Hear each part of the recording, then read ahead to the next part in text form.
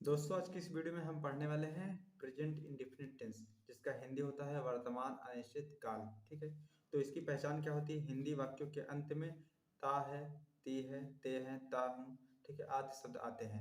अगर ये शब्द आते हैं तो आप ये समझ लीजिए कि ये प्रेजेंट इंडेफिनिट टेंस के वाक्य हैं। ठीक है, और इनको कैसे अनुवाद किया जाता है आप एग्जाम्पल में देख सकते हैं। कैसा वाक्य रहेगा? राम स्कूल जाता है, देखिए ता है और यहाँ है। ठीक है, आप इसी से पहचान लेंगे कि ये प्रेजेंट इंडेफिनिट टेंस का वाक्य है। ठीक है, तो अगर हम बात करें अनुवाद की तो कुछ रूल हैं, समझना है आपको, जिनको आसानी से समझ जाएंगे तो कर लेंगे।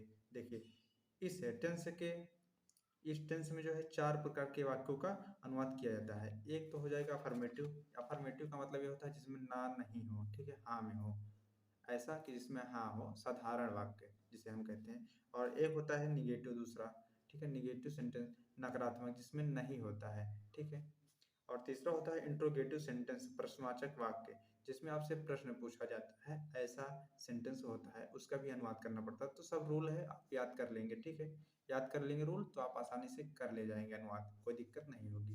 बस आपको वीडियो पूरा देखना है तो समझ में आ जाएगा।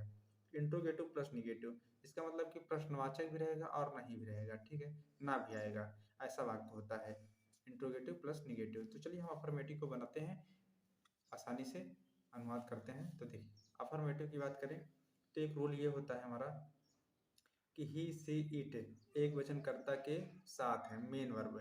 मेन वर्ब का मतलब ये होता है, ये देख सकते हैं जिनके रूप होते हैं ना, फर्स्ट सेकंड थर्ड, यही हमारे मेन वर्ब है। ठीक है, मेन वर्ब है। अब देखिए आपको रूल में क्या कहा है, मेन वर्ब की फर्स्ट फॉर्म में यस या ईएस जोड़ते हैं। कब जोड़ेंगे ईएस? और ये देखिए, यस या ईएस कब जोड़ेंगे?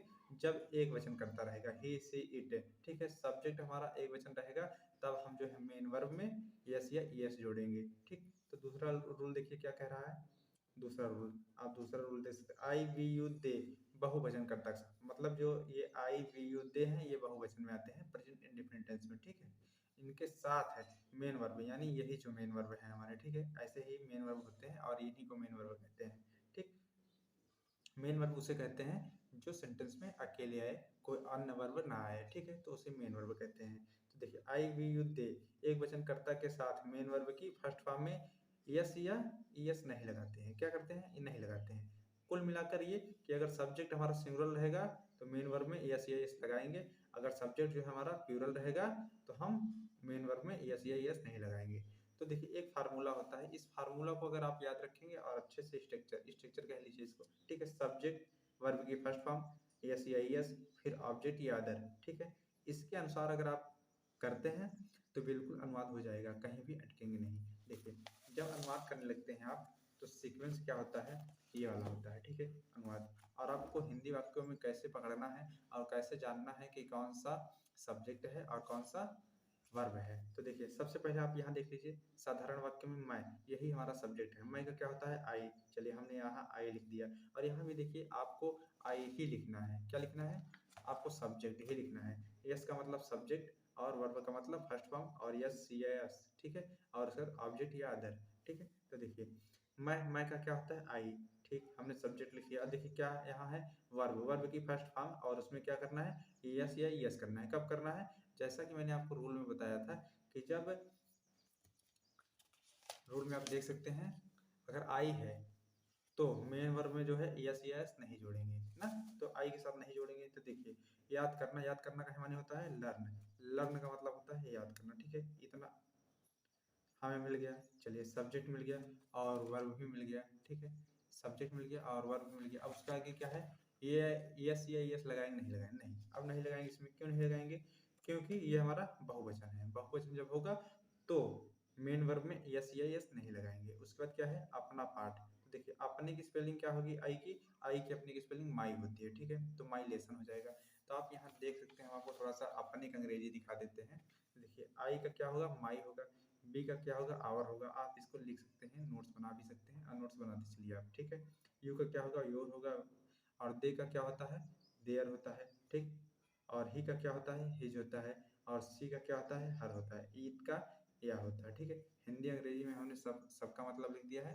आप इसको नोट कर लीजिए और याद कर लीजिए। ठीक है, तो चलिए अनुवाद करते हैं एक्सरसाइज में, आसानी से सीखते हैं। तो देखिए सीता एक मधुर गाना गाती है, ठीक है। तो देखिए मेन वर्ब यहाँ क्या है, गाती, ठीक है, यही गाती। देखिए तो फर्स्ट फॉर्म इसका क्या होगा, सिंग होगा, और सेकंड फॉर्म क्या होता है, संग होता है। तो हमें क्या लगाना है, ये लगाना है।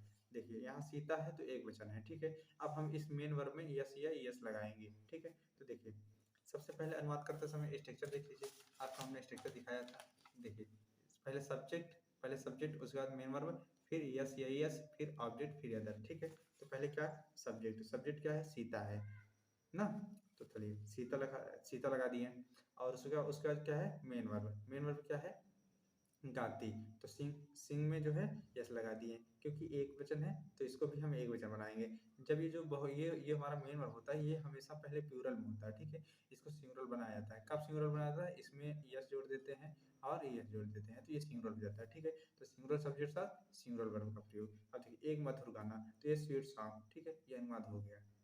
इसमें कुछ नहीं है ज़्यादा, बस आप रूल याद रखिए और ये थोड़ा सा कॉन्सेप्ट समझ लीजिए, आपको याद हो जाएगा और आप आसानी से अनुवाद कर लेंगे, कोई दिक्कत नहीं होगी।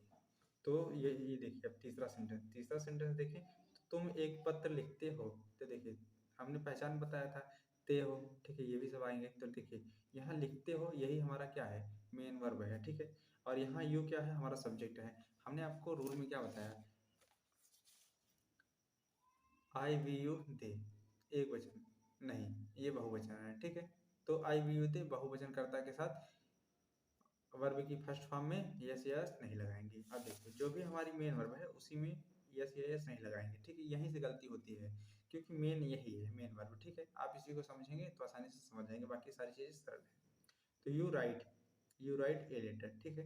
देखिए राइट मीन्स लिखना, तो यू, फिर उसके बाद क्या होना चाहिए, मेन वर्ब। देखिए यहाँ आप देख सकते हैं, पहले सब्जेक्ट, फिर वर्ब की फर्स्ट फॉर्म, फिर यस या यस। किसके अकॉर्डिंग यस यस लगाए हम, सब्जेक्ट अगर सिंगुलर तो ये लगाएंगे, अगर सब्जेक्ट सिंगुलर नहीं तो यस और यस नहीं लगाएंगे, ठीक है। तो देखिए यू राइट ए लेटर, ठीक है, मेन वर्ब हो गया, और ये हमारा एक पत्र है तो एक लेटर हो जाएगा, ठीक है। आपको ऐसे अनुवाद करना है, कुछ है नहीं इसमें। देखिए चौथा, देखिए एग्जाम्पल, अगर ये 4 एग्जाम्पल आप कर लेंगे तो आसानी से आ जाएगा, समझ में आ जाएगा आपको, बिल्कुल कहीं भी कठिनाई नहीं होगी। वह स्कूल जाता है, तो देखिए सबसे पहला क्या है, मेन वर्ब हमारा जाता है, ठीक है। और ये इससे हमें पता चल रहा है कि प्रेजेंट इंडेफिनिट टेंस का है, ठीक है।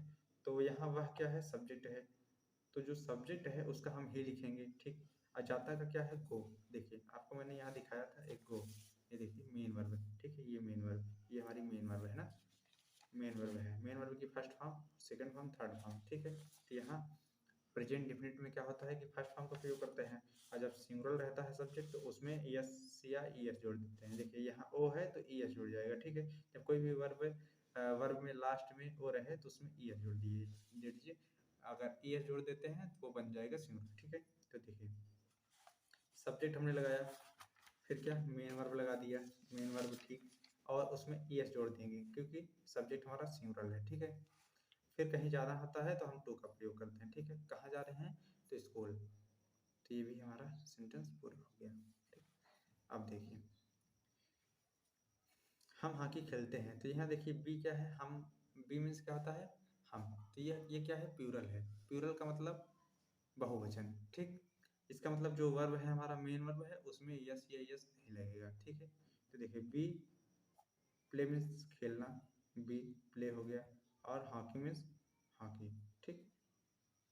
तो ये भी अनुवाद हो गया। आप इन सभी को नोट्स बना लीजिए, ये आपको काम आएंगे, ठीक है।